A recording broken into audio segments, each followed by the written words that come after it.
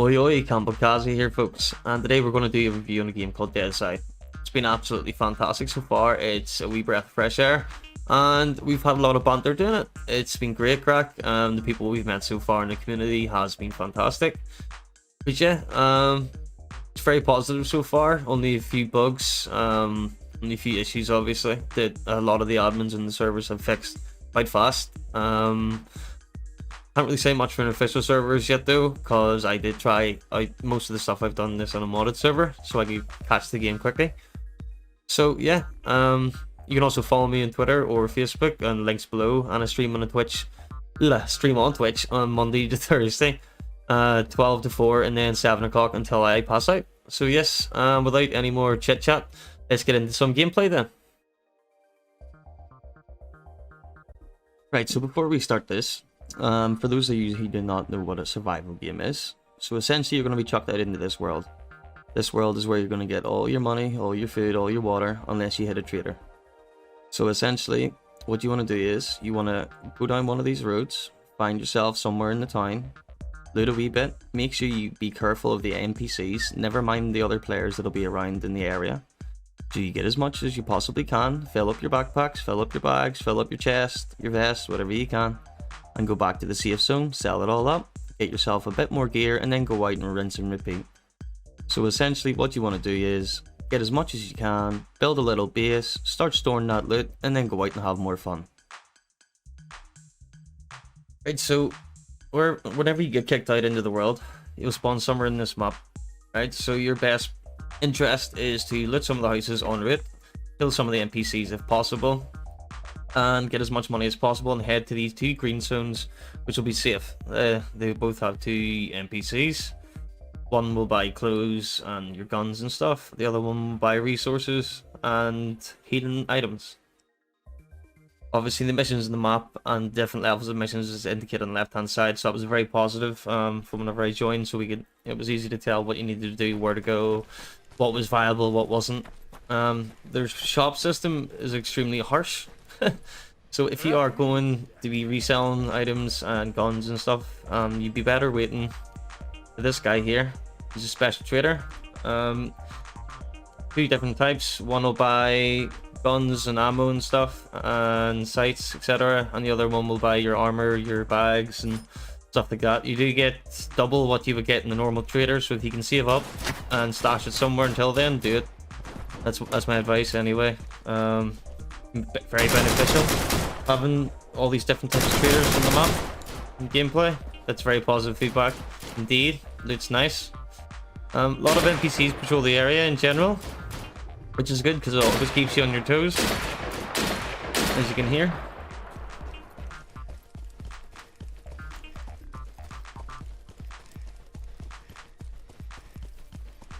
You do not move, the bots will tag you. So you do have to constantly peek left and right, use mechanics, which is also extremely positive, because it makes you start to move, makes you start to react, and has taught me many harsh lessons. Right, so this is one of your missions. This is only be level 1. I know I'm going essentially fully geared, but doing it under geared is sneaky and a bit boring, so I decided to use a big weapon because it was fun.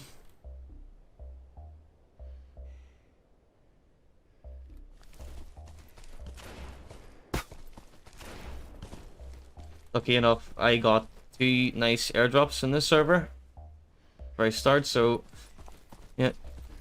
This came, and I think it was an RPK mod, which sells extremely well, by the way.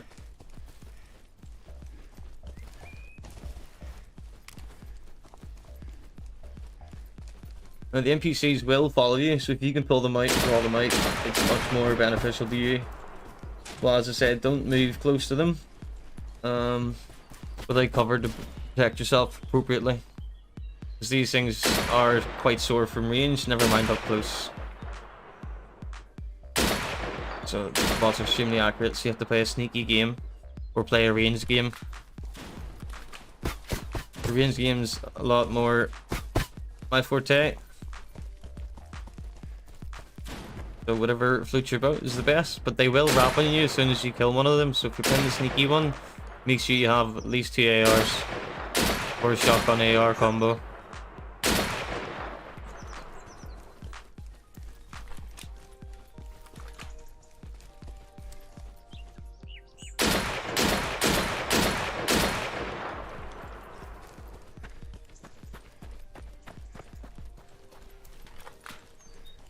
So after you clean up the area, essentially,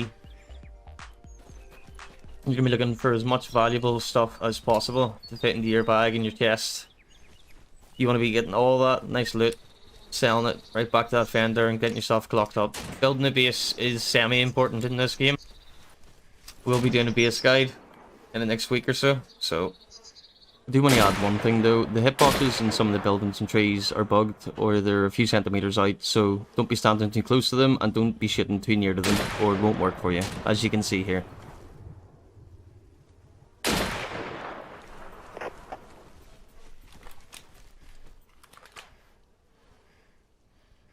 Now it's time to strip it.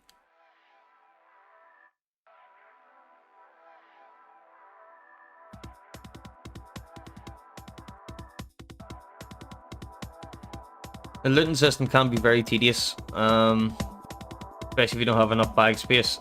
As I said, lucky enough I got a drop, so I was able to get a Typhoon bag and all pretty early. Drops do appear on the map. They're indicated by a box with a parachute.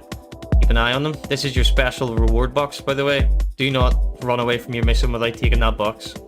Okay, it's got the best sort of loot on it. It's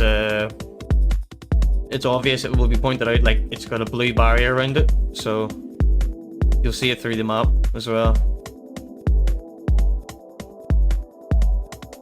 Make sure you take as much things as possible. Guns and all selling for more obviously than general components. If you find the saw or car battery, they're quite good to sell obviously. So just stock up the nice things if possible. And whenever you're down in loot, just stock up the general crap and sell it on. Pretty straightforward survival game. I find it very interesting. The fact that everybody can see your mission on the map puts you a wee bit more at risk. Gives you that like heartbeat factor. I can't stay out here too long. I can't draw this out. I need to do this. I need to go. It's been rather invigorating, and the fact that the bots are actually quite nasty makes it even worse.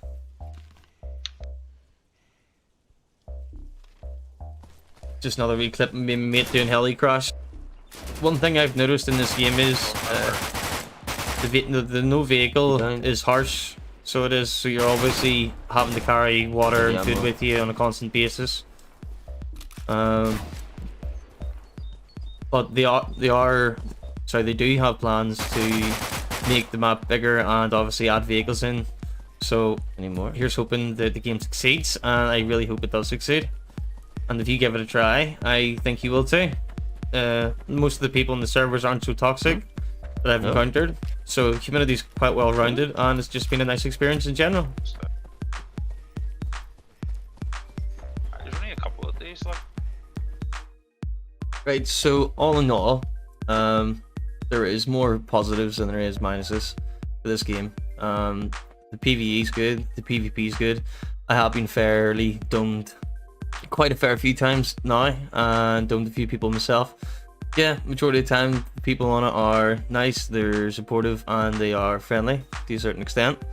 Don't be expecting too much though, it is an online game after all. But yeah, if you like your survival games, you like your shooter games, and you want something that's a wee bit different, not much different from other survival games, which is obviously a negative, but in fairness it does have its own nice wee twist. It feels like a wee bit of PUBG mixed with Rust.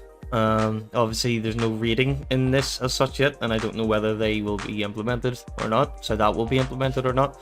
But if it does, then I'm assuming there's going to be other things that we could build to distort that, or you know, there's multiple things could happen in this game so far.